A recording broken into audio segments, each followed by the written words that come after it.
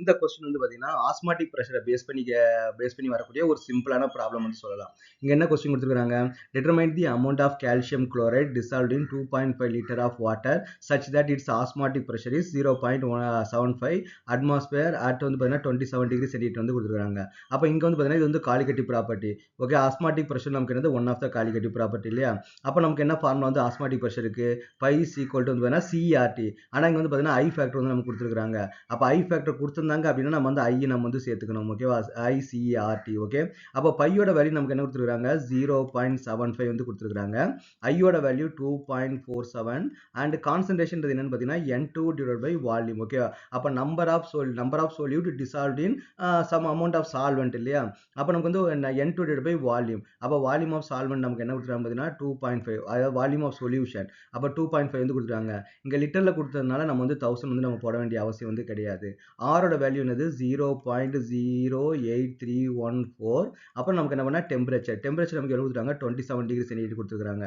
அப்போ இது நம்ம கெல்வினா மாத்தனா 273 27 நீங்க ஆட் பண்ணீங்கன்னா 300 வந்து நமக்கு வந்து வரும். அப்போ இன்ட் வந்து நமக்கு வந்து 300. இதை நான் ப்ராப்பரா நான் வந்து எழுதிக்கிறேன். அப்போ நமக்கு என்ன தேவைன்னு பார்த்தீங்கன்னா N2 தான் நமக்கு வந்து தேவை. அப்போ N2 which is equal to அப்போ நமக்கு என்ன 0.75 into 2.5 okay divided by 2.47 into 0.08314 into 300 வந்து நமக்கு வந்து வரும். ஓகேவா, ஸோ அப்போ வந்து பார்த்தீங்கன்னா நியூமரேட்டில் இருக்குது. அப்போ N2 எடுத்துக்கிட்டிங்கன்னா இது எல்லாமே நியூமரேட்டில் இருக்குது, மேலே போயிடும். இங்கே இருக்கிறது எல்லாமே நமக்கு வந்து டினாமேட்டில் வந்துடும் இல்லையா.